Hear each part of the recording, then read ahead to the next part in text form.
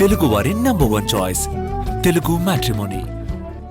విశాఖ ఉక్కు పరిరక్షణ విషయంలో టీడీపీ వైసీపీల మధ్య రాజకీయ రచ్చ జరుగుతోంది. ప్రజల సెంటిమెంట్ తో ముడిపడి ఉన్న విశాఖ ఉక్కు పరిరక్షణకు కట్టుబడి ఉన్నట్టుగా రెండు పార్టీలు చెబుతున్నాయి. అయినప్పటికీ రెండు పార్టీల మధ్య మాటల యుద్ధం కంటిన్యూ అవుతోంది. సిఐఐ భాగస్వామ్య సదస్సులో ముఖ్యమంత్రి చంద్రబాబు చేసిన వ్యాఖ్యలతో అగ్నికి ఆజ్యం పోసినట్టయింది. విశాఖ స్టీల్ ప్లాంట్ పరిరక్షణ రాజకీయ అంశంగా మారిపోయింది. కేంద్రం మొదలుపెట్టిన వైజాగ్ స్టీల్ ప్లాంట్ ప్రైవేటీకరణ వ్యవహారం అనేక మలుపులు తీసుకుంటూ ఇప్పటికీ రాజకీయ రచ్చకు కారణమవుతూనే ఉంది. కొంతకాలంగా కార్మికులు ఉద్యమాలు చేస్తూ ఉండడంతో ప్రైవేటీకరణ విషయంలో కేంద్రం ఆచితూచి అడుగులేస్తోంది.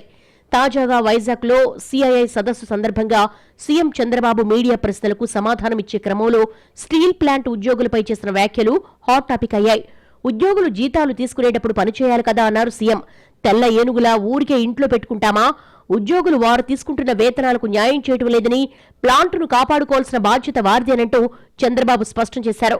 అంటే పబ్లిక్ సెక్టర్ లో ఉందని బెదిరిస్తా కూర్చుంటే ఎంచో పైన ప్రతి ఒక్కరు ఇదే మరి మీరు క్వశ్చన్స్ అడుగుతా ఉంటే అన్ని ఎందుకు లాభాలు ఉన్నాయి, ఇక్కడ నష్టం ఎందుకు వస్తా ఉంది? పని చేయాలి, పని చేయకపోతే ఎన్నిసార్లు గవర్నమెంట్ ఎక్కడి నుంచి డబ్బులు తెచ్చిస్తా ఉంది? ఇది ట్యాక్స్ పేయర్స్ మనీ కదా. ఇది ఎఫిషియన్సీ ఉండాల్సిన పని లేదా? ఆంధ్రుల హక్కు విశాఖ ఉక్కు. మనం పని చేయకుండా దాన్ని వైట్ ఎలిఫెంట్ మారి పెట్టుకుని కూర్చుంటారు ఇంట్లో. వెంటనే చంద్రబాబుపై విమర్శలు మొదలుపెట్టింది వైసీపీ. స్టీల్ ప్లాంట్ను ప్రైవేటైజ్ చేసేందుకు చంద్రబాబు ఎదురుచూస్తున్నారని ఆరోపించింది. సీఎం మాటలను వైసీపీ వక్రీకరిస్తోందంటూ టీడీపీ క్లారిటీ ఇచ్చినా వివాదం చల్లారకపోవడంతో నేరుగా ప్రభుత్వమే స్పందించింది. విశాఖ స్టీల్ ప్లాంట్ను ప్రైవేటీకరించడం లేదని స్పష్టం చేసింది. కేంద్రంలోని ఎన్డీఏ ప్రభుత్వ సహకారంతో వైజాగ్ స్టీల్ ప్లాంట్ బలోపేతమవుతుందని వివరణ ఇచ్చింది. కూటమి అధికారంలోకి వచ్చాక వైజాగ్ స్టీల్ కు కేంద్ర రాష్ట్ర ప్రభుత్వాలు 15,000 కోట్ల సాయం అందించినట్లుగా ప్రభుత్వం తెలిపింది. ఓవరాల్ కెపాసిటీ యూటిలైజేషన్ సైతం ఈ 17 నెలల్లో 48 నుంచి 79% పెంచినట్లుగా చెప్పుకొచ్చింది. అయినా వైసీపీ నుంచి విమర్శలు ఆగడం లేదు.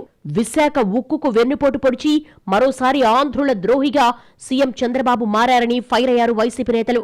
వైట్ ఎలిఫెంట్ వ్యాఖ్యల వెనుక ప్రైవేటీకరణకు అనుకూలమని చంద్రబాబు సంకేతాలు ఇస్తున్నారంటున్నారు. విశాఖ స్టీల్ ప్లాంట్ కార్మికులు పనిచేయకుండా తింటూ కూర్చున్నారని, వారి వల్లనే ప్లాంట్కు నష్టం జరిగిందని చంద్రబాబు చేసిన వ్యాఖ్యలు ప్రైవేటీకరణ ఆలోచన చేస్తున్న కేంద్రానికి ఆయుధం అందేలా ఉన్నాయని ఫైర్ అవుతున్నారు. వైఎస్ జగన్ వల్లే విశాఖ స్టీల్ ప్లాంట్ ప్రైవేటీకరణ కాకుండా 5 ఏళ్ల పాటు ఆగిందని, స్టీల్ ప్లాంట్ ప్రైవేటీకరణకు జగన్ వ్యతిరేకమని వైసీపీ నేతలు చెబుతున్నారు. స్టీల్ ప్లాంట్ను కాపాడే మార్గాలు సూచిస్తూ ప్రధాని నరేంద్ర మోడీకి జగన్ లేఖ కూడా రాశారని చెప్పుకొస్తున్నారు.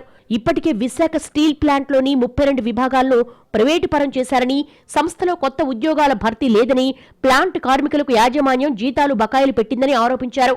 కూటమి ప్రభుత్వం తమ వైఖరి మార్చుకుని విశాఖ స్టీల్ ప్లాంట్ ప్రైవేటీకరణ అడ్డుకోవాలని డిమాండ్ చేశారు. కూటమి ప్రభుత్వ తీరు మారకపోతే కార్మికులతో కలిసి పోరాటం చేస్తామంటున్నారు.